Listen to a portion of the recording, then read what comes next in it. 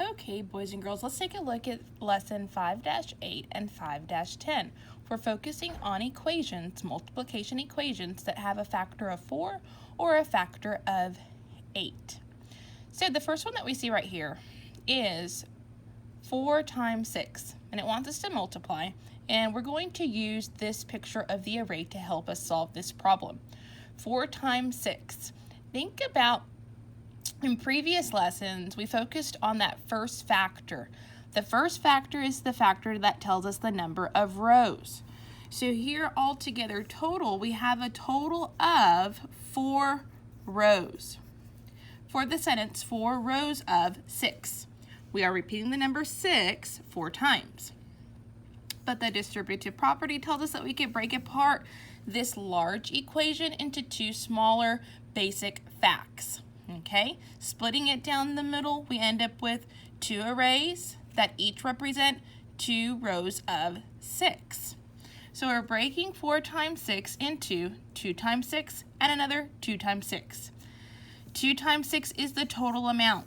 We still have a total number of counters. That is 6 equal to 6. We're repeating the number 6 2 times and we end up with 12. 6 plus 6 is 12. Top array equals 12, the bottom array also equals 12. But when we multiply, we are solving for the total number.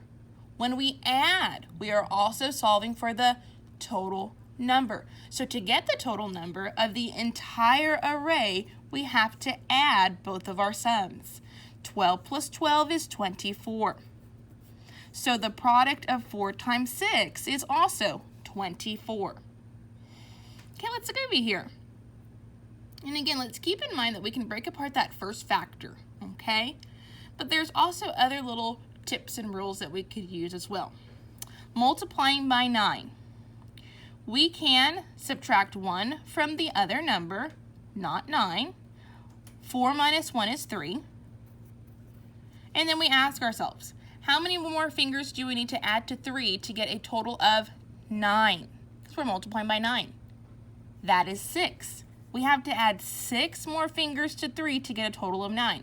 And that's the trick that we could use whenever we're multiplying by 9s. 36 is the product of 4 times 9. Now in this lesson, we learned that we can break apart that 4 into 2 smaller arrays. So 4 times 9 can also represent a different or smaller equation. So we could have 2 times 9. And 2 times 9 is 18, plus another 2 times 9, 18.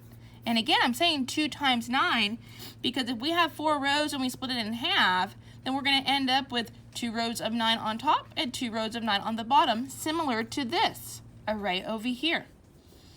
18 plus 18 is 36. Either way. 10 times 4.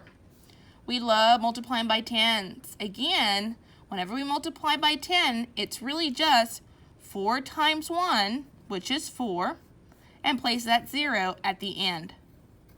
And we get 40. Down below here for 6 times 8. 6 times 8.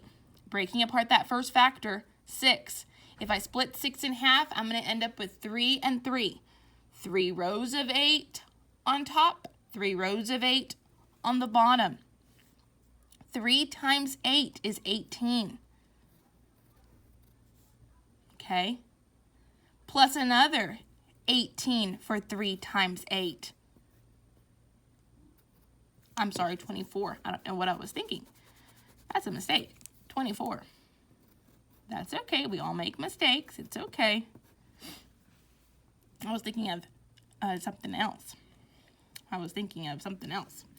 So, 3 times 8, 24, plus another 3 times 8, 24. We add them together, and we get 48. 6 times 8 equals 48. It rhymes. Okay?